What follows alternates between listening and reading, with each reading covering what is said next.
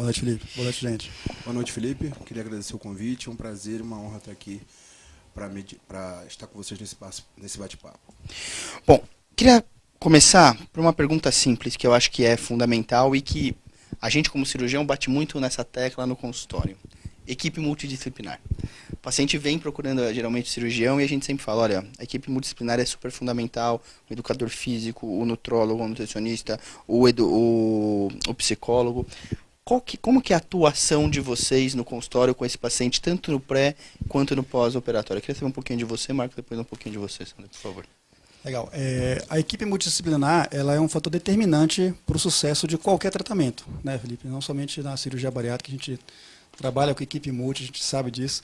E como a obesidade é uma doença crônica que é multifatorial, tem uma série de fatores envolvidos aí, uma série de complicações envolvidas, o tratamento também tem que ser multifatorial. Então a gente não pode só um aspecto da área médica, ou da área nutricional, ou psicológica, ou física, tentar abordar toda essa complexidade que é o nosso paciente. Então, assim, a importância da equipe multidisciplinar, ela vem no sentido de orientar o paciente em todos os aspectos e dar para esse paciente todo o elemento necessário que ele possa, né, fazer uso para mudar os comportamentos e aderir a essa nova fase da vida aí. Sandro, o paciente que passa com você, independente se ele é candidato à cirurgia ou não, mas que tem uma obesidade, e que eu tento bater muito na tecla disso, ele vai ter alta alguma vez com você? Olha, isso é realmente uma pergunta difícil de responder, mas eu vou dizer para você que não.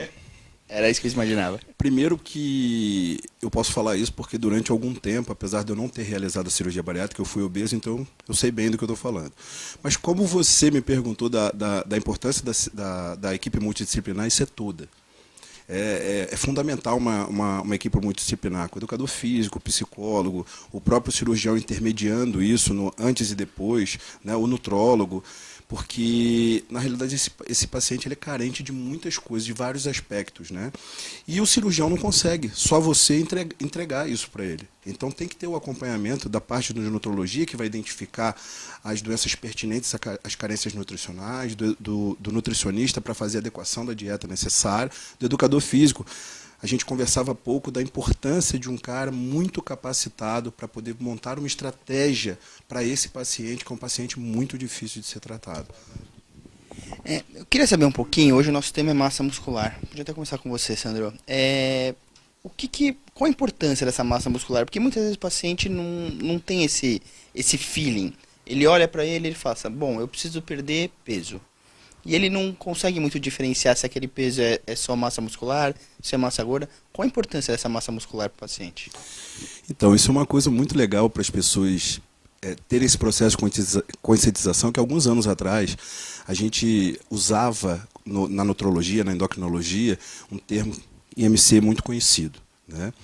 Graças a Deus a medicina vem evoluindo de uma forma muito competente, a gente consegue hoje fazer uma análise corporal muito mais detalhada, onde a gente consegue, através da bioimpedância, por exemplo, entregar para o paciente a quantidade de gordura que ele tem, a quantidade de músculo que ele tem, o peso ósseo desse paciente, a quantidade de água que esse paciente tem, e mostrar para ele, de fato, o que é o resultado da perda de peso.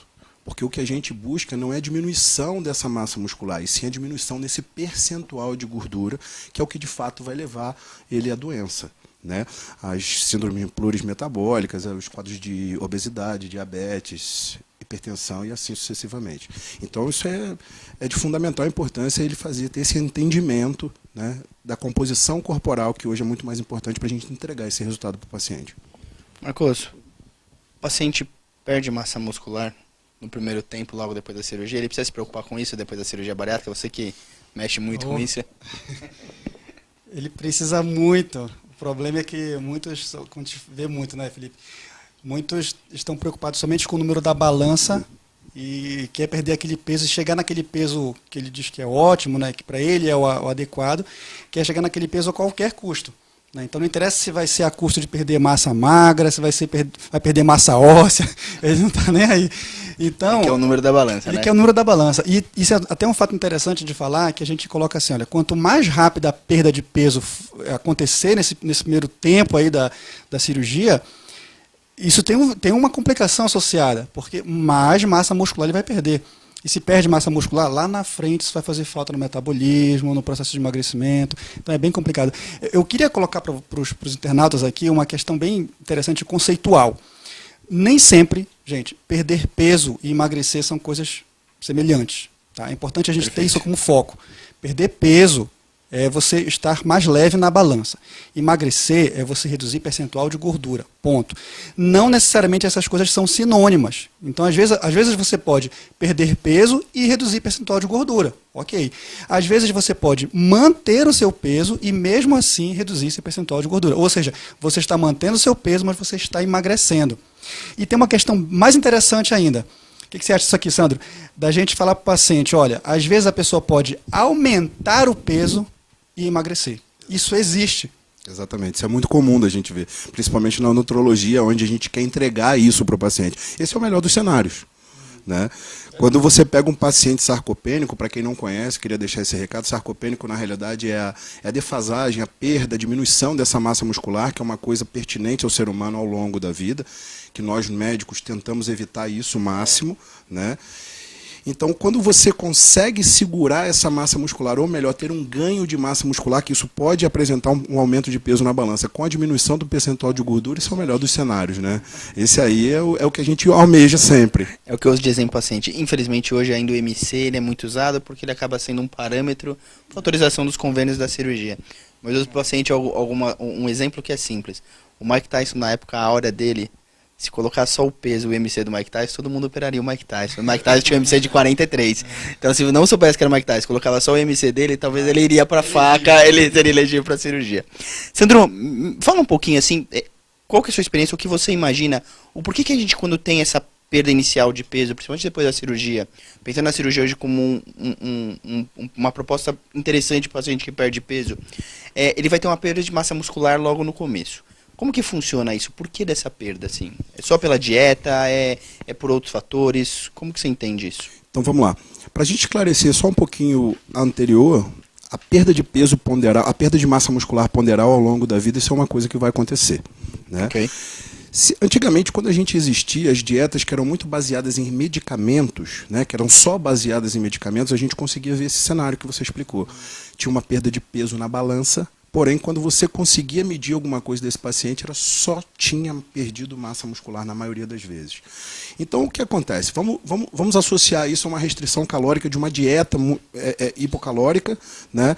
E quando você faz uma dieta muito restrita, assim como o pós-operatório da cirurgia bariátrica, não tem como você fazer uma restrição calórica desse aporte sem que venha um pouco de massa muscular. Porque você começa a perder as reservas eminentes da formação e da síntese de proteínas, que é o que segura a massa muscular. Então, nesse primeiro momento, ele vai vir perdendo um pouco de massa muscular, que isso é uma coisa totalmente normal e que não tem como ser evitada.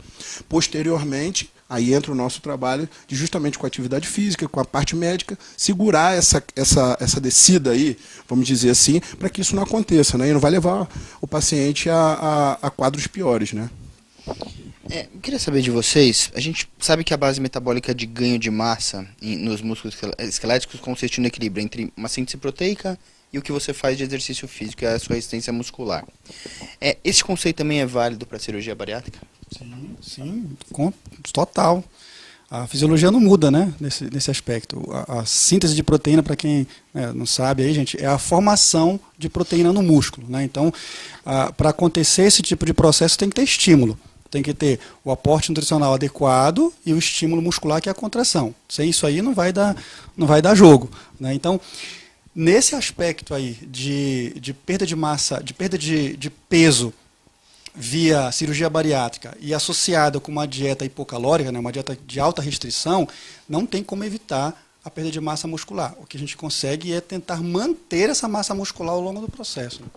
Sandro, até respondendo a pergunta do Vilmar, a gente sabe, como também o Marcos contou, que principalmente nos primeiros 3 meses que a gente tem aquela perda mais aguda da cirurgia bariátrica, a gente sabe que a gente vai perder um pouco de massa muscular. Eventualmente, nos primeiros 30 dias, dependendo de cada equipe, basicamente por causa da dieta líquida, a gente fica um pouco mais limitado em relação à alimentação. Depois desse período, o paciente volta a se alimentar normalmente. Tem algum tipo de alimento que é mais favorável para a gente não eliminar a perda de massa muscular, mas tentar que esse impacto seja menor? Existe algum alimento que é mais aconselhável? Então, na realidade, aí a gente vai entrar em duas vertentes, né? Porque o papel da nutrição, junto ao médico, junto a esse programa multidisciplinar, vai ser de extrema importância para a gente poder adequar essa quantidade de macro e micronutrientes para que esse paciente consiga fazer esse processo, segurar a massa muscular. O problema é que, na maioria das vezes, o volume gástrico desse paciente não permite isso. Aí entra, sim, a importância da parte suplementar, que muitas das vezes a gente consegue colocar numa cápsula ou até mesmo num soro, essa coisa toda que a gente consegue dar esse aporte para o paciente, porque o grande problema de você lidar com esse pós-bariátrico é a tolerabilidade que ele tem advento da diminuição do volume gástrico, né? Então fica muito difícil. Mas existem muitos pacientes que a gente consegue já em 60, 90 dias já segurar bastante, porque a gente consegue modular essa dieta de uma forma com que isso seja uma curva bem mais lenta. E aí o papel da nutrição é fundamental. E antes de chegar no Marcos para saber um pouquinho de atividade física, uma pergunta que eu tenho rotineira no consultório quando a gente fala, olha, vou procurar um nutrólogo para fazer a suplementação, mas doutor, se eu tomar suplemento eu vou engordar. Ou eu não vou perder o peso que eu quero. Como que você trabalha com isso, Marcos? Porque deve ser uma pergunta rotineira, não é isso? Não, com certeza. Na realidade, o whey protein, por exemplo, hoje é uma coisa que a gente usa muito em tratamento de câncer, AIDS, enfim, em doenças degenerativas, né, neurodegenerativas, e é uma coisa que tinha uma mística muito grande sobre isso, né? As pessoas imaginavam, eu tive esse exemplo na minha casa, por exemplo, minha mãe cansou de jogar potes e potes de whey protein fora, porque ela achava que de fato aquilo era bomba, porque ela achava que era anabolizante e tudo, e isso educacionalmente ainda está na cabeça das pessoas, porque ela acha que ela vai tomar um whey protein, que ela vai inchar de forma bruta, que ela vai ficar com o corpo muito musculoso, e isso não é verdade. Então a gente usa esses alimentos justamente para essa estratégia nutricional. A respeito de engordar ou não engordar, aí vai muito da escolha do suplemento, né? Existem classes de whey protein que vão ajudar você a ganhar peso, ajudar você a um aporte calórico maior, e existem whey proteins isolados, por exemplo, hidrolisados, que eles vão fazer a função somente da síntese de proteína, sem gerar um aporte de carboidratos e sucessivamente gerar ganho de peso com isso. Porque não necessariamente esse ganho de peso está associado à massa muscular. Ele pode voltar associado à massa gorda. Exatamente. Novamente. Por isso que tem que ser orientado por um profissional, gente. Não pode ficar trocando. A gente já vê exemplos de paciente que troca a dieta na sala do consultório, na sala de espera do médico. Infelizmente, assim, é o que eu falo para todo mundo, as mídias sociais, esses grupos de Facebook é ótimo. Acho que assim, eles atraem muito paciente, é muito interessante. Mas muitas vezes é o que eu falo para todo paciente, não se comparem, vocês não são iguais. Porque se vocês se compararam antes, provavelmente vocês ganharam peso, porque você tinha aquele amiguinho que comia tudo e não engordava, você achava que você podia comer e não ia ganhar peso. Isso serve para a mesma coisa agora. Exatamente. Esse é o melhor exemplo, né? Você pegar, na maioria das vezes, quando você vê uma dieta de gaveta pronta, né? Você vê o insucesso que essa dieta leva, que começa aquela legião de pessoas que já viram isso numa rede social, começa a fazer uma dieta... Deu certo com fulano, vai dar certo comigo, exatamente, né? Não, porque a blogueira postou que a dieta low carb hoje é a dieta do momento. Todo mundo com dieta low carb, até o cara que não tem nem massa muscular, né? Então, esse é o grande perigo dessas coisas, né? Então, sempre respeitar, sempre... procurar uma orientação individualizada, lembrar que você é único, você precisa ser tratado como único, você tem um metabolismo próprio seu, você tem uma quantidade de massa muscular que é sua, própria sua, um peso ósseo. Então isso tem que ser analisado individualmente para que você tenha sucesso na sua estratégia. Marcos, a gente já tocou isso em alguns Body Lives que a gente teve a oportunidade de estar junto aqui, e eu acho sempre muito interessante pelo seguinte, o paciente foi lá, fez o pós-operatório imediata no hospital, a gente orienta a caminhada por diversos motivos, e aí esse paciente vai para casa. E uma pergunta que sempre vem no consultório é, o que eu posso fazer de atividade física? O que você recomenda? Assim? Porque assim, tem muito paciente que fala assim, olha, é só caminhada, eu consigo fazer alguma coisa para massa muscular. Como que você geralmente se orienta? Eu sei que, cara, cada caso é um caso, mas como que é uma base assim, do que se orienta, basicamente? É fundamental colocar, como o nosso tema é a questão de massa magra, de ganho de massa muscular pós-bariátrica, é fundamental conscientizar esse paciente antes da cirurgia de que ele vai perder massa magra, e se a preocupação nossa é com essa massa magra, quanto antes a gente inserir um programa de ganho de ganho de músculo, de fortalecimento muscular, melhor. E aí entra numa questão até um pouco estigmatizada com a palavra musculação. A gente fala assim, o paciente tem que fazer musculação. Só que todo mundo, a grande maioria das pessoas, quando a gente fala que tem que fazer musculação, acha que musculação é somente puxar ferro na academia, fazer aquela série de coisas. Para esse paciente, especificamente, né, no caso de um paciente pós-bariátrico de 30 dias, né, que foi liberado pelo cirurgião para fazer os exercícios, ele pode fazer musculação em casa.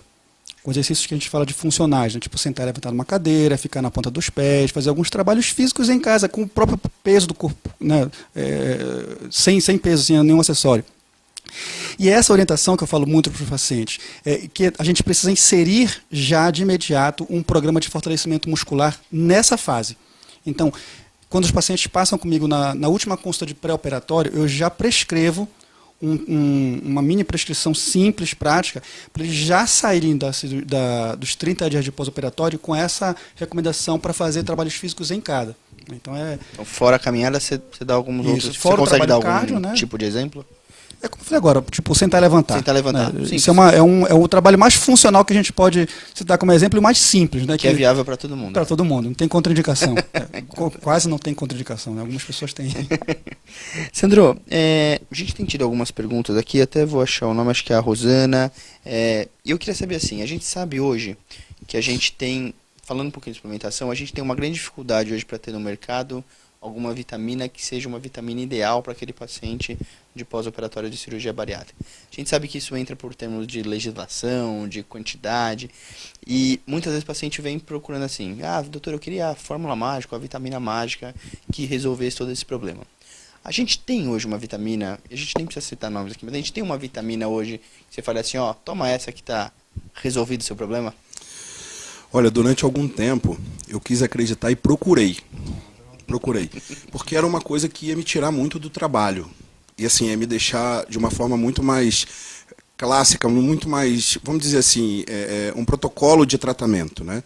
Mas infelizmente não tem. A gente consegue ver ao longo dos anos trabalhando com isso, trabalhando com pós-bariátrico, isso tudo, que cada paciente no pós-cirúrgico desenvolve de um jeito. Existem pessoas que vão desenvolver carência de vitamina B12, que é uma coisa muito normal. Existem outras pessoas que vão desencadear outras carências de vitaminas e minerais que, infelizmente, você só vai conseguir diagnosticar isso fazendo um exame minucioso, uma anamnese minuciosa com esse paciente, ouvindo as queixas desse paciente, porque eu já tentei por milhares de vezes, por várias vezes, tentar padronizar um protocolo de tratamento e não funciona, acredite no que eu estou te falando. Ele pode, às vezes, funcionar com 2, 3 pacientes, mas ele não funciona. Então, em meio até esse modismo de suplementação que hoje a gente vive no mercado, um conselho que eu dou para todo mundo que está assistindo a gente, até cálcio demais faz mal. Então, assim, é muito importante que sempre quando você procure, quando você deseja fazer uma suplementação, se você de fato acha que você deve fazer uma suplementação, você procura uma orientação nutricional. Porque eu acho que vocês que estão do outro lado não têm a noção de quantas pessoas estão morrendo por excesso de suplementação, quando muitas das vezes você não tem nem que usar aquele tipo de suplemento. Então eu acho que de forma individualizada, de forma personalizada, é a melhor forma disso acontecer. Sandro, Marcos, tem vindo algumas perguntas aqui, o pessoal queria saber, eu não sei nem se existe esse número. Você tem uma porcentagem média que a gente tem de perda de massa muscular no pós-cirurgia bariátrica? A gente tem esse número, eu praticamente desconheço. Não, eu na realidade eu tenho um bom número de pacientes pós-bariátricos lá na clínica, mas eu não consigo te precisar esse número, porque isso varia muito de pessoa para pessoa. Se você pega uma pessoa que tem uma massa muscular maior, ela tende a segurar mais. Isso é fato, dependendo do biotipo. Agora, com a pessoa com a massa muscular menor, às vezes ele tem um índice de gordura maior e uma massa muscular menor, ele tende também a perder mais. Mas não tem um número certo, um número estatístico disso é difícil, não tem. Até agora, a literatura da nossa área não tem nenhum trabalho mostrando esse tipo de dado. Mas, quem foi que perguntou? Foi internauta, né? Acho que é Rosana. Rosana, é importante ver o seguinte, independente do número, né, a porcentagem de massa magra perdida, o resultado do pós-operatório ele é determinado em grande parte no pré-operatório. Então, assim, não espera perder massa magra, né, não espera acontecer a perda de massa magra para correr atrás do prejuízo depois da cirurgia. Faz logo, faz antes. Né? Se você ainda não operou, tenta fazer antes da cirurgia. Eu tive algumas perguntas aqui, depois até vou tentar o nome. Eu tive algumas perguntas assim, pacientes que, por exemplo, fizeram a cirurgia bariátrica, a gente tem uma perda de massa muscular, e aí, eventualmente, ele começou a fazer essa reposição por uma atividade física, suplementação, e por um motivo ou outro ele teve que parar esse ganho de massa? Ou porque fez uma cirurgia reparadora, até foi um exemplo que usaram aqui, ou porque teve algum problema no trabalho e precisou ficar um tempo afastado.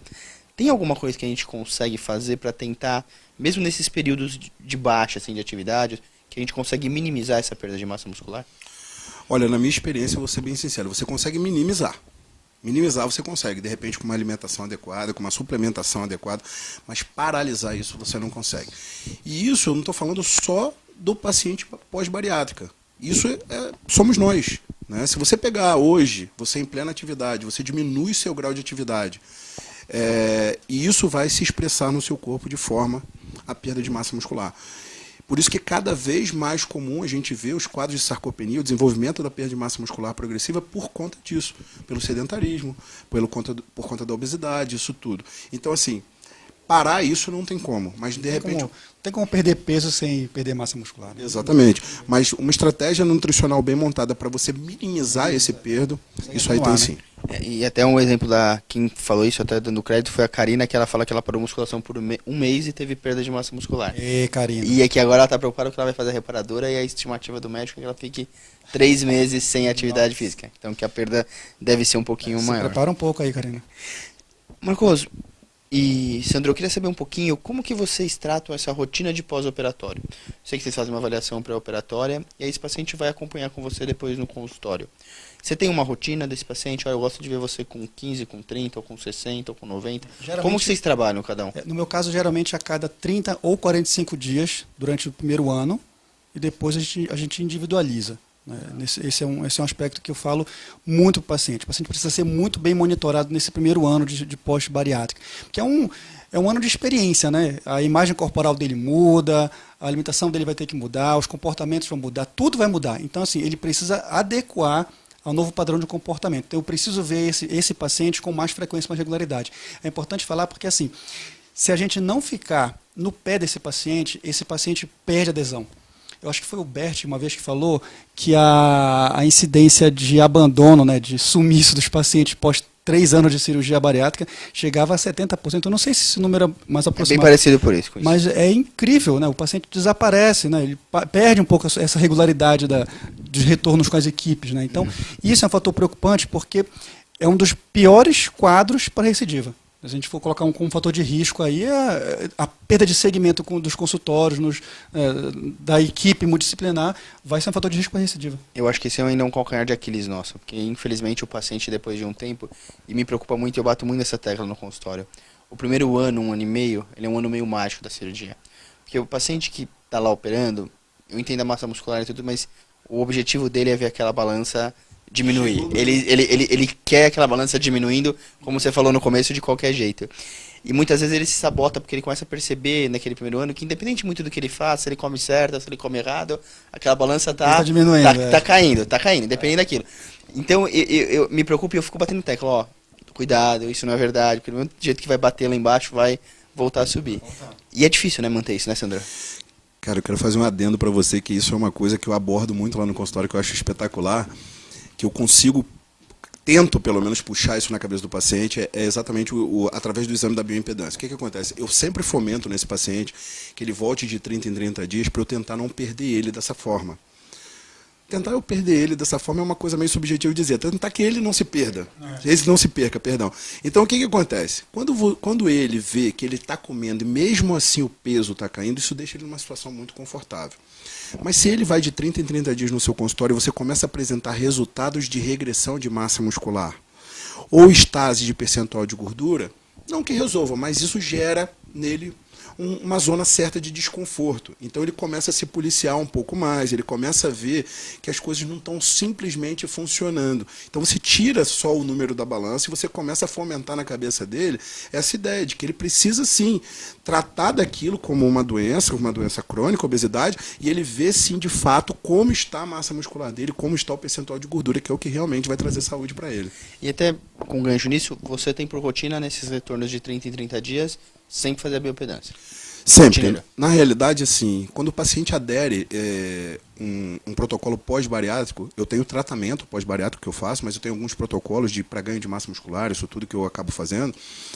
Eu, às vezes, até aconselho que ele vá no meu consultório de 15 em 15 dias para realizar a bioimpedância. justamente para eu ter essa resposta de como ele está aderindo a isso e mostrar para ele exatamente esse resultado. Porque isso é muito legal, porque ele volta a fazer atividade física, ele entra dentro de um processo de um protocolo de ganho de massa muscular ou estabilização de massa muscular, seja lá o que for, e você consegue visualizar isso junto com ele. Então você acaba trazendo ele um pouco mais, ele consegue aderir um pouco mais a esse tipo de tratamento. Essa bioimpedância te ajuda em alguma coisa, Marcos? Muito.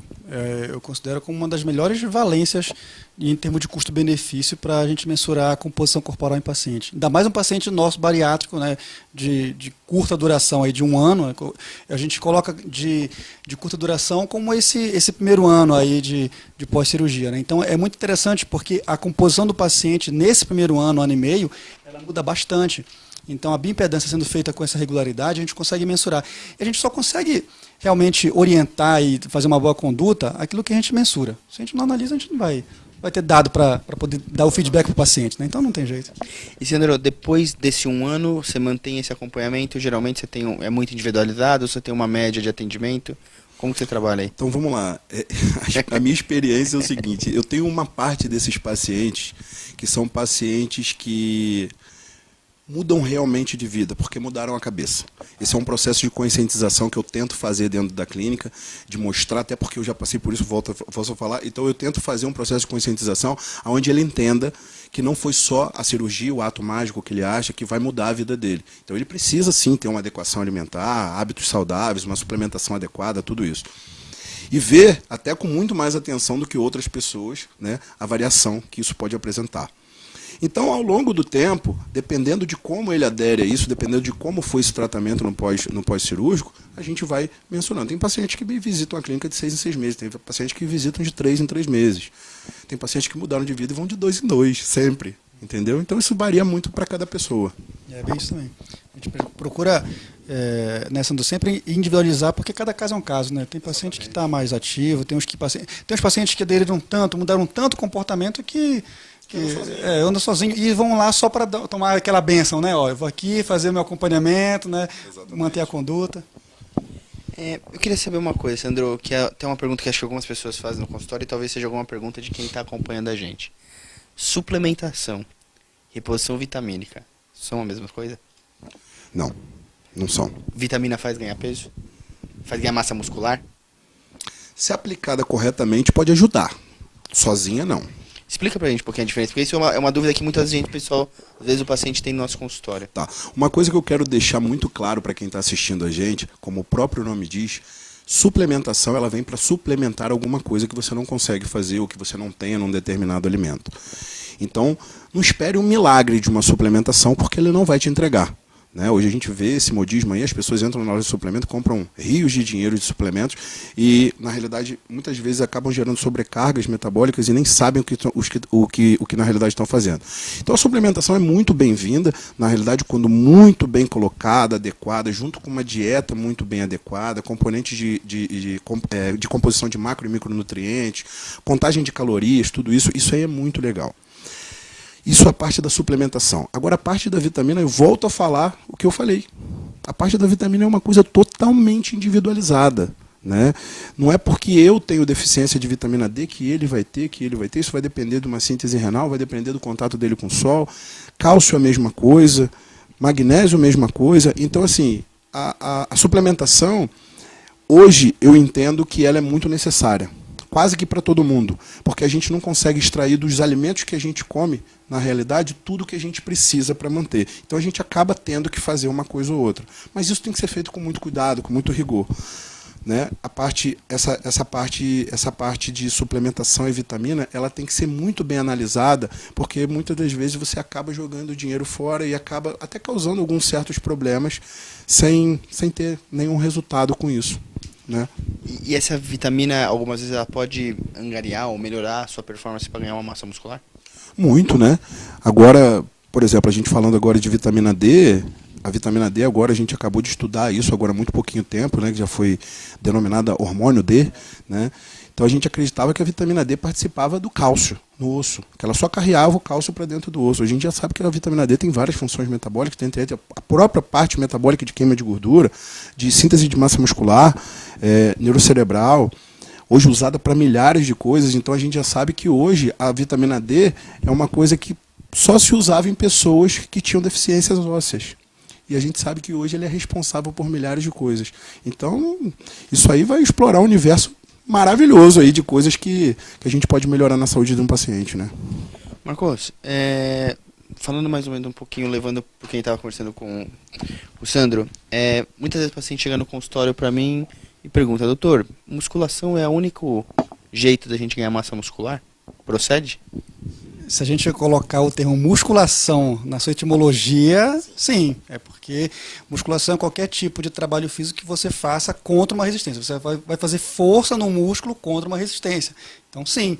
Agora, a musculação, de repente a pergunta foi essa, de repente, a musculação tradicional de academia, aí não. Você tem um leque de trabalhos que você pode utilizar como alternativa para as pessoas que não gostam de academia. E é importante falar que o nosso paciente... O paciente que já passou por esse processo de prejuízos com a obesidade, ele tem uma certa restrição com o ambiente da academia. Às vezes não tanto com o exercício físico, né? Não tanto com o peso, de levantar pezinho, aparelho, mas com o ambiente onde é feito. Né? Muita gente, espelho, música alta, série de coisas. E esse ambiente, para esse paciente, é muito hostil. Então, é uma dificuldade muito grande para esse paciente que agora está num novo padrão de comportamento, uma nova vida, entender que ele precisa ir para a academia e aderir a um novo programa. Então, esse paciente fala assim, poxa, mas eu tenho que ir para aquele local, né, que aquele local simboliza para mim todo um trauma que eu já sofri e tal. Então, assim, nesse caso, nesses aspectos, existem sim milhares de alternativas que a gente pode utilizar. Até algumas práticas de yoga faz você trabalhar a parte corporal para um paciente que não tem limitação mecânica, tem algum tipo de comorbidade que não possa ir para uma academia, entrar no aparelho, etc. Nós temos um leque de exercícios e protocolos, né, não somente a musculação em si, que esse paciente pode fazer uso para ganhar massa muscular. E, Marcos, uma pergunta que eu sempre ouço no consultório: CrossFit. Que vou dar uma apertada em você.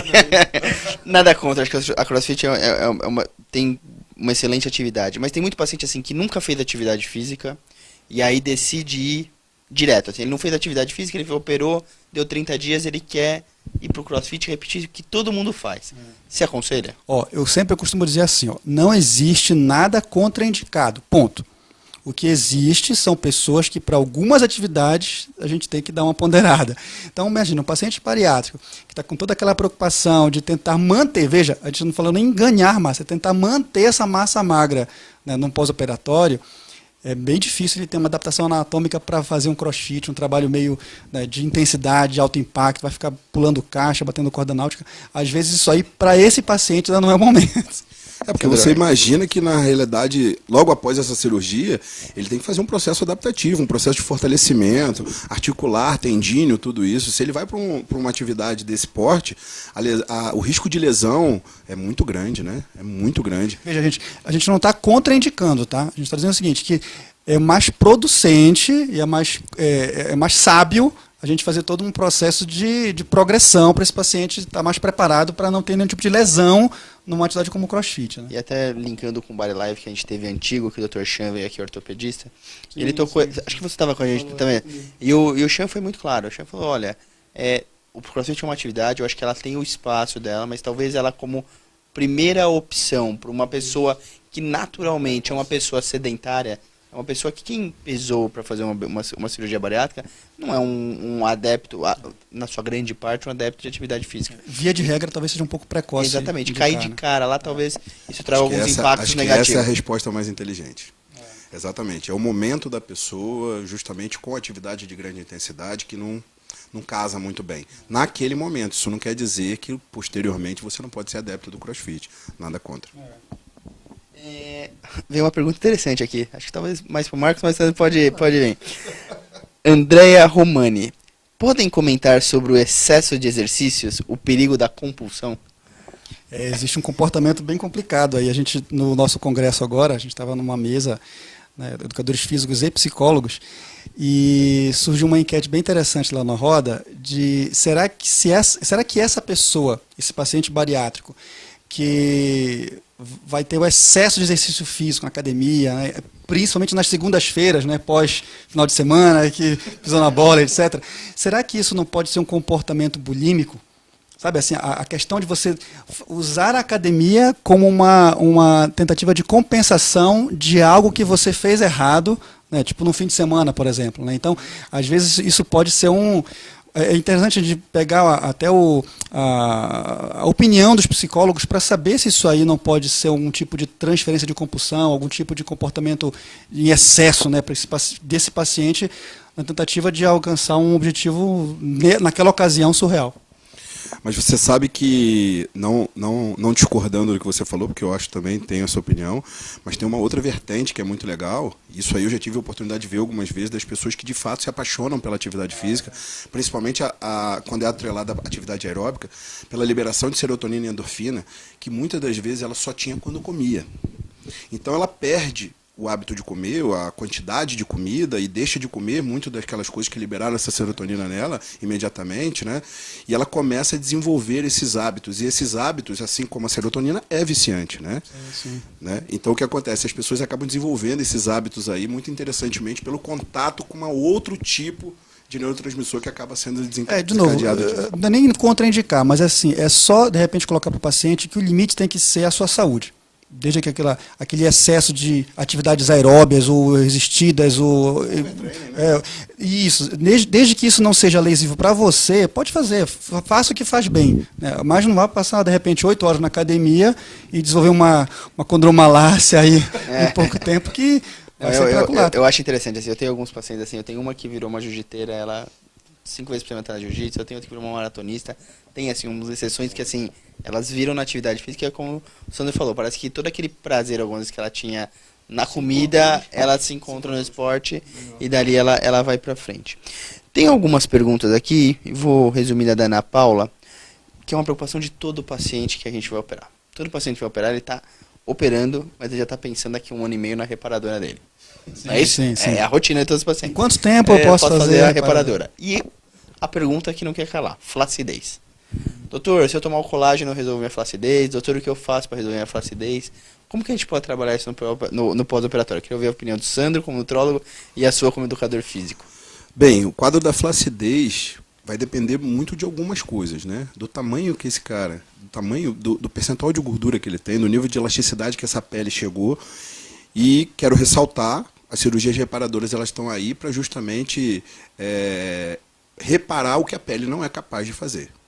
Dificilmente você pega uma pessoa que perde 40, 50 quilos e ela vai ter uma reparação de tecido a ponto de ficar com uma barriga colada. Isso é muito difícil. Existem casos? Existem. Depende muito de alguns aspectos da pele, inclusive cor, quantidade de melanina, idade, tudo isso. Mas isso aí é muito de pessoa para pessoa. Na minha opinião e na minha prática clínica, não estou aqui para condenar ninguém, eu não vejo muito benefício com o uso de colágeno. Tá? Porque eu imagino que também a biodisponibilidade de um colágeno para fazer o efeito numa proporção dessa teria que ser uma coisa absurda. E o colágeno a gente sabe que não é absorvido dessa forma. Então, o uso do colágeno, lógico, não estou aqui falando para não fazer. Isso aí ajuda, mas não vai fazer esse milagre que as pessoas esperam que faça. Agora, a respeito disso, eu tenho muita experiência de pacientes bons, pacientes novos que operaram, a pele voltou, ficou ótimo, nem precisou entrar de cirurgia reparadora. Só que isso é um aspecto muito individual, né? Se ele é muito branco, se ele é mais negro, se ele tem melanina, se não tem, quanto que essa pele esticou, qual era o volume de gordura para isso voltar. O ganho, o ganho de massa muscular interfere nessa flacidez? Ajuda muito, ajuda muito.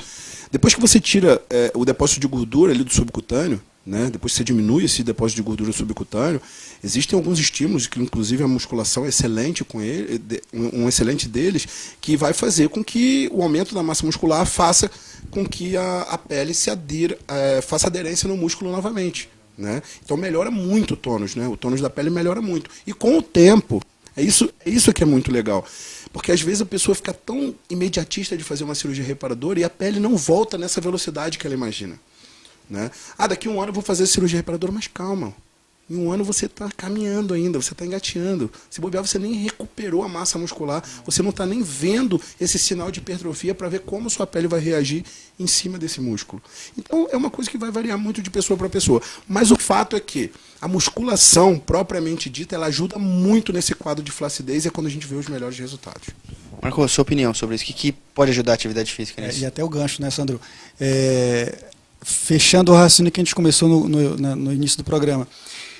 A magnitude dessa pele em excesso, ela está diretamente relacionada também com a velocidade da perda. Por isso que é importante a gente colocar assim, às vezes o paciente está naquele afã de perder peso muito rapidamente, ele tem que se conscientizar de que perder peso muito rapidamente também vai implicar em excesso de pele, né? Exatamente, Então, exatamente. Quanto mais rápido a perda, Tomar cuidado com mais isso. flácida a pele fica. Por isso que o treinamento de força, os trabalhos de musculação são essenciais para isso, para que você consiga amenizar esse excesso de pele. Gente, é importante falar assim, ó, quanto mais você fizer musculação, quanto mais você tiver tecido muscular para agregar na pele, menos quantidade de pele você vai precisar fazer na sua reparadora. Menos teor de pele você vai ter em excesso para a sua reparadora. É importante colocar isso como foco, como meta. Então, assim, quer fazer reparadora? Se prepara para ela. Então, treina, ganhe um pouco mais de massa muscular, tenha paciência, porque os resultados, né, não vêm da noite para o dia. Então, você está nesse um ano e meio pós-cirurgia bariátrica, calma, você está construindo um novo corpo ainda. Então, vai demorar um pouquinho. O imediatismo é difícil, né? Não dá. Exatamente. Trabalhar com esse imediatismo é muito difícil, né? Porque a primeira coisa que ele quer é emagrecer. Logo depois que ele emagrece, ele quer que a pele dele fique colada como se nada tivesse acontecido. E, na realidade, o nosso corpo tem um processo adaptativo até que isso volte, até que isso consiga, essa pele consiga respirar, consiga ter novos incrementos aí para ela voltar para o lugar, né? Marco, só para a gente fazer um parênteses, e acho até uma pergunta interessante, é uma pergunta da Sema Rosa. Hoje no Brasil a gente ainda tem como realidade alguns locais que você faz cirurgia aberta, e não mais a cirurgia por vídeo, a cirurgia robótica. Muda alguma coisa a atividade física no pós-operatório? Só para a gente fazer um adendo, porque eu acho que assim, a gente tem muito número de pacientes que procuram por causa do susto, tudo isso. Queria a sua opinião sobre isso. Muda muito. Via de regra, a gente triplica o tempo de recuperação do paciente. A cirurgia aberta é um pouco complicada por esse aspecto. Então, o tempo de recuperação do paciente, o tempo de fechamento, de fibra, para poder fazer um trabalho físico mais específico de fortalecimento muscular, ele é bem mais demorado do que um paciente que fez cirurgia laparoscópica, né? Então, você consegue fazer tipo um comparativo? Porque, geralmente, assim, eu não sei se a regra, eu trabalho, geralmente, depois de 30 dias eu começo a liberar esse paciente para quase qualquer outro tipo de atividade. Você quer fazer uma academia, você quer fazer uma dança, que eu libero. Na aberta, esse tempo você estica. a gente estica um pouco mais. Eu queria entrar num assunto que até a gente estava conversando antes, que a gente estava batendo um papo. Hoje a gente está naquela moda do vegano. Vegano, vegetariano. A ideia é cutucar. Se fosse só para passar a mão, não dava certo. Você viu porque ele chamou, né? E assim, a gente estava conversando lá dentro, porque muita gente tem a ideia que todo mundo que vai ser vegano vai ser magro. Procede essa ideia, Sandro? Olha, a gente começou o papo sobre isso, né? Eu tenho uma carteira de pacientes para exemplificar isso para vocês, que são pacientes que, sei lá, por ideologia ou por religião, seja lá o que for, mudaram, né? Deixaram de ser carnívoros para ser veganos, para ser vegetarianos, e pelo contrário. Eu conheço gente que entrou na cirurgia bariátrica pós essa mudança, porque ele tira a proteína, né, por N motivos lá, que são motivos normalmente particulares, e eles descarregam uma carga enorme sobre os carboidratos e gorduras, e é onde a reserva vai começar a aumentar. E ele imagina que porque ele é vegano ou ele é vegetariano, ele está super saudável. E isso é um termo totalmente errado, isso é uma coisa totalmente errada. Existem milhares de alimentos veganos, alimentos vegetarianos que têm um consumo alto, um teor alto de gordura e açúcar que vão ser extremamente prejudiciais. Então, veganismo e vegetarianismo, muitas das vezes, não tem nada a ver com saúde. Desde que você saiba fazer isso, você faça um processo de transição e que você acompanhe com alguém capacitado para te orientar a respeito disso, tudo bem, tudo ótimo. Agora, se caso contrário, não, pode ser muito prejudicial. Por isso que tem que procurar orientação profissional sempre. E eu acho interessante, assim, eu tenho alguma dessas perguntas no consultório e quando a gente vai muitas vezes, vegetarianismo e pro vegano paciente pós-operatório, é quase a tragédia, né? Porque, assim, é o paciente que ele vai deixar de ingerir a proteína, que é a maior fonte de vitamina pra gente, para um estômago que tem uma capacidade gástrica menor, e ele precisa ganhar. E aí ele vai ingerir, muitas vezes, o carboidrato, que para quem tem o bypass dá um dumping absurdo. Então, assim, tudo que deveria evitar acaba acontecendo. Então, assim, eu acho que é legal isso, porque muito paciente pergunta no consultório, olha, tô pensando em virar vegano, vegetariano, posso, não posso? Acho que até dá pra a gente analisar algumas coisas, mas essa ideia de levar tudo pro carboidrato, a gente não vai dar certo. Você sabe uma coisa que tem que ficar, poxa, bem explícita. Se você vai fazer cirurgia bariátrica, você já está pensando em virar vegano ou vegetariano, gente, vou te dar um conselho, deixa isso para depois, viu? Deixa um pouquinho para depois isso aí. Porque fica muito difícil o tratamento pós-bariátrico, principalmente o imediato, né? Hoje existem opções de proteínas veganas, de vegetarianas, isso tudo, mas a biodisponibilidade é um pouco menor, né?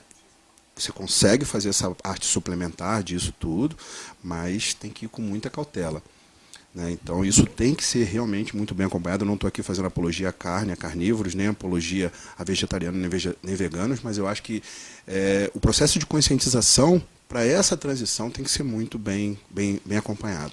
Acho que você acabou de responder a Gabriele, que ela perguntava assim, vitaminas em equilíbrio e ser vegano, a saúde fica equilibrada?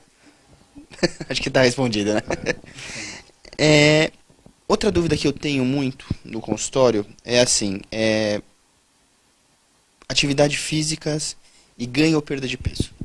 Doutor, se eu fizer uma musculação, isso não vai fazer ganhar peso? Ou algum tipo de atividade física, isso não vai fazer perder massa muscular? Como que você trabalha isso, Marcos, no consultório? Dá um exemplo para quem entende. Com a conscientização que a gente colocou ainda no começo, né? A gente precisa, eu sei que é difícil, mas a gente precisa falar para o paciente aquela diferenciação entre o que é ganhar peso e que tipo de peso ele está ganhando. Então, às vezes o paciente tem um pavor de peso na balança, o número não baixando, o número aumentando, e não associa que esse peso pode ser um peso de qualidade. O que seria um peso de qualidade? Um peso de massa magra, de massa muscular. Então, o tipo de orientação que a gente vai dar para o paciente é sempre baseado nesse conceito.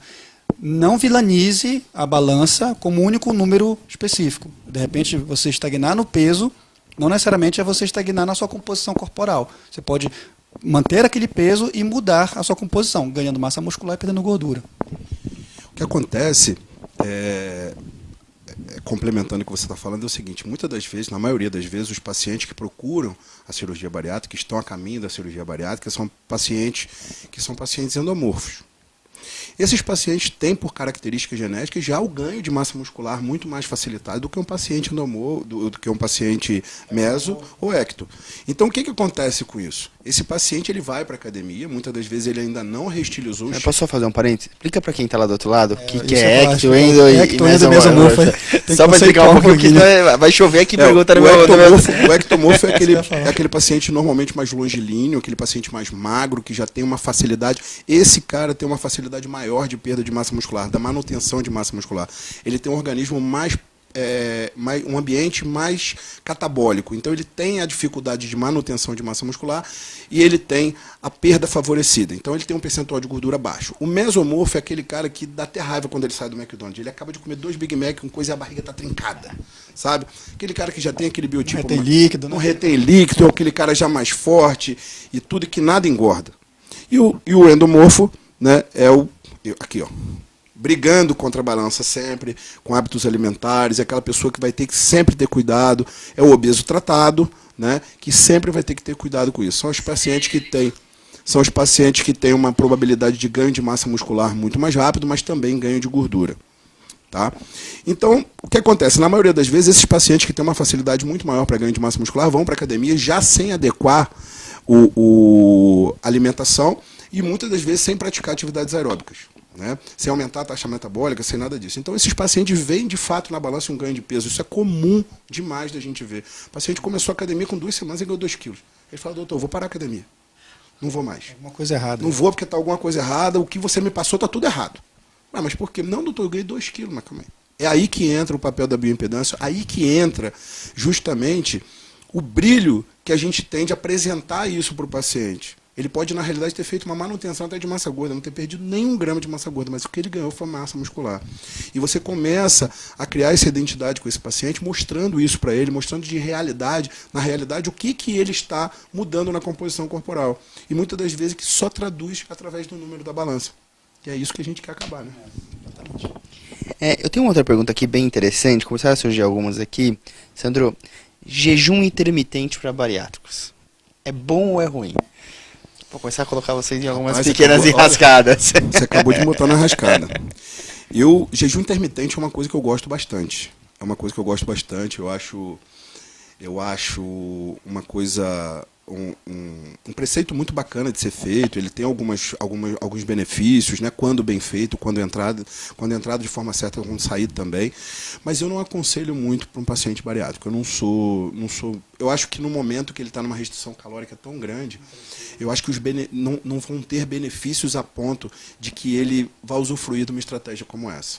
É diferente de uma pessoa que está com um quadro metabólico totalmente estável, não está num processo de readaptação, com suas fontes de energia todas preservadas, você fazer um mecanismo desse. Já num paciente pós-bariátrico, na minha opinião, eu não vejo muito. Nessas ocasiões, né, Sandro, o melhor é seguir a orientação nutricional. Existe todo um protocolo, tem diretrizes. Procura não fazer invenção de seguir moda de blogueira fitness, porque às vezes nem tudo que se aplica naquela pessoa vai se aplicar a você. Então, às vezes, esse tipo de modismo não é a melhor estratégia. Vou aproveitar que você falou isso e vou direcionar o que eu vou falar agora para as pessoas que ainda não operaram, que vão operar. Gente, jejum intermitente é uma prática muito legal quando bem feita, mas o problema do jejum intermitente é que na maioria das vezes as pessoas acham que eu vou praticar 12, 14, 16, 18 horas de jejum, tá? E eu vou estar emagrecendo. Nem sempre isso é verdade. Não adianta você sair de um jejum de 14, 16 horas, sentar no McDonald's e comer um McDonald's como uma única refeição e achar que isso vai lhe gerar um processo de emagrecimento. Então, o jejum é uma estratégia metabólica para emagrecimento, onde você diminui drasticamente os níveis de insulina, aumenta os níveis de glucagon, onde você gera queima de gordura. Porém, ele tem que ter um preceito muito bem feito de como você entra e como você sai desse jejum. Marcos, a gente falou hoje muito de atividade física. Tem algum horário que é melhor essa atividade física para ser feita para esse paciente? É claro que sim. Se a gente for resumir, onde caber no seu dia já está mais que satisfeita. Mas tem algum horário que é melhor para ganhar massa ou para perder peso? Existe essa... Porque esses dias eu estou perguntando isso porque esses dias eu vi alguém postou. Tal horário é melhor para isso, tal horário é melhor para aquilo. Foi você? Não sei. Alguém postou. Fala um pouquinho pra gente. Gente, essa pergunta não foi combinada, viu? Recentemente, esse mês, saiu um artigo bem interessante falando sobre a comparação entre horários de exercício físico, onde é realizado, e a mudança de composição corporal. Quando eu falo isso, quer dizer você ganhar massa magra e perder massa gorda. Foram 2 grupos de pesquisados, onde um grupo fazia exercícios físicos de 7 da manhã ao meio-dia, né, era um grupo, outro grupo fazia de 3 às 7 da noite. Eram esses 2 grupos que eles acompanharam durante um ano.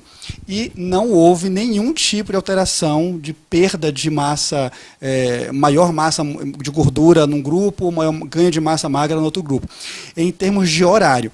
No entanto, o que eles conseguiram colocar na descrição da conclusão foi que aquelas pessoas que se predispuseram a fazer pela parte da manhã tinham mais adesão. Então, em termos de ganhos, o que a literatura até hoje vem mostrando é que, em termos de ganhos, não tem tanta diferença assim entre você fazer no horário X ou Y. Isso é de acordo com o metabolismo. Cada um tem um metabolismo diferenciado, cada um vai responder melhor. Se você for fazer o seu cronotipo, tem pessoas que são mais diurnas. Eu sou mais vespertino, eu sou péssimo de manhã, então eu sou muito mais ativo pela parte da noite. Então, para mim, um treino rende muito mais à noite do que de manhã. Só que, de repente, para o Sandro, não.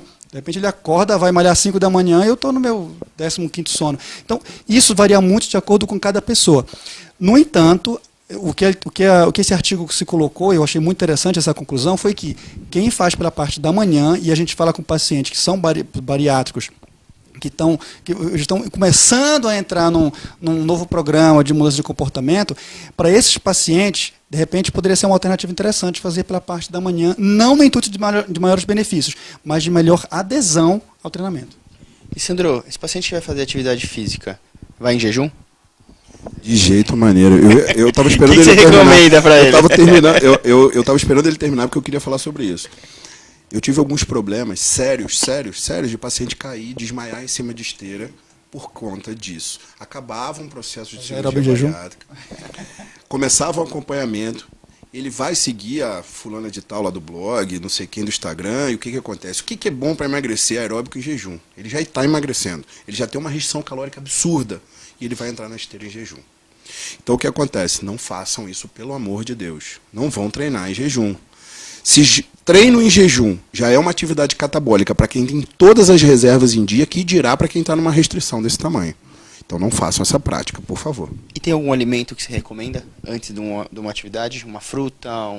Alguns falam assim, esses dias eu vi um amigo, mas tudo bem, ele pratica o Ironman, ele tava metendo um bolão pra dentro. Aí ele falou assim, é meu pré-treino. Eu falei, bom, se eu falar isso pro meu paciente, eles vão adorar treinar. Você recomenda alguma coisa? Então, na realidade, o alimento de pré-treino é uma coisa muito particular da estratégia nutricional de cada paciente. O que acontece? Existe um paciente que ele vai acordar às 7 horas da manhã e vai treinar às 7h30. Dificilmente você vai conseguir fazer uma refeição sólida para esse paciente para você distribuir e ter à disposição na corrente sanguínea a quantidade de nutrientes que ele precisa para realizar o treino. Então é uma opção líquida, de absorção rápida, né?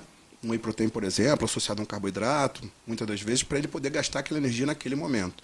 Quando você tem um paciente onde ele consegue fazer um cronograma alimentar, onde ele vai conseguir programar o horário do treino, aí eu sempre gosto de optar pelas refeições sólidas, aí vai depender muito da estratégia do que você quer. Se você está fomentando um ganho de massa muscular com perda de gordura, normalmente as estratégias mais ligadas à proteína e menos carboidrato, né? E você, uma fonte muito boa de energia é gordura, né? Gordura também é uma fonte, a gordura boa, gente, pelo amor de Deus. Usar uma gordura boa como fonte de energia também, um triglicerídeo de cadeia média, por exemplo, é uma coisa que é uma opção boa. Uma gordura boa que você diz, ovo? Ovo, coco, né? Abacate, tem várias coisas que dá para você usar. Rapidinho que a gente está terminando, mas tem uma pergunta bem interessante.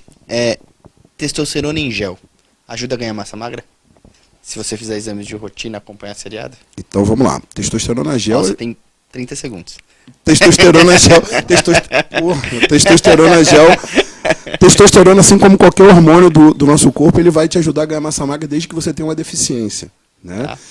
Se você não tem deficiência de testosterona, você pode se entupir de testosterona, que você vai ter efeitos colaterais e não vai ter receptor para isso. Então, os hábitos de vida saudáveis que vão liberar, abrir receptores para isso, a alimentação saudável, sim, e a síntese da testosterona em níveis normais, em níveis fisiológicos que vão importar nesse ganho de massa muscular. Não somente o gel usado de forma incorreta. Mas um paciente bariátrico fez essa pergunta aqui. Eu não sei se ele é bariátrico. Ela perguntou desse testosterona em gel. Tem outras coisas que você pode se preocupar mais do que testosterona nessa fase. Bom, pessoal, a gente está chegando ao fim. Eu queria rapidamente aí que vocês finalizassem, dessem um depoimento final aí para quem está ouvindo a gente. E, primeiramente, agradecer vocês pela presença. Legal, Felipe. Bom, de novo, obrigado pela oportunidade, sociedade, vocês todos aqui.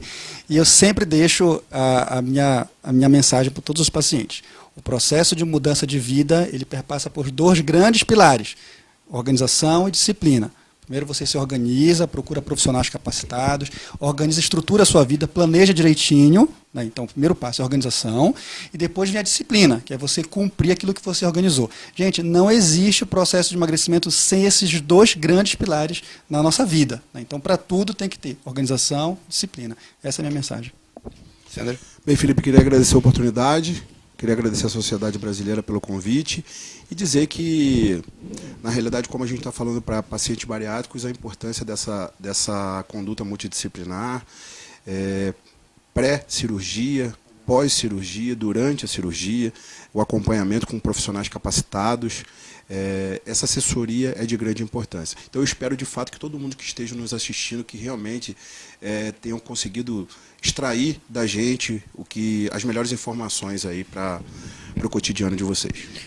Bom, acho que fica como mensagem, sempre a equipe multidisciplinar é fundamental para o tratamento.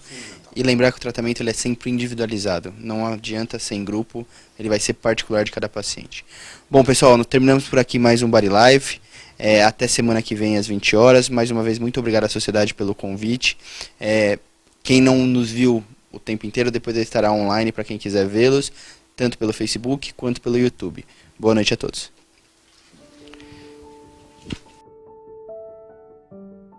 Melhorou toda a minha condição, todo paciente, a dependência das medicações, a melhora da qualidade de vida, os sintomas. Através de uma chamada no Facebook, eu pouquinho, estava na rede social e vi no Facebook uma chamada. E aí me chamou a atenção, eu acessei o link, li todas as orientações e me inscrevi. Eu acho que todos devem ter acesso. Foi os benefícios que a cirurgia traz, né? Pela melhora da condição, pela remissão da doença. E essa cirurgia até então não era validada no Brasil, então eu acho que ela é fundamental para a melhora da condição.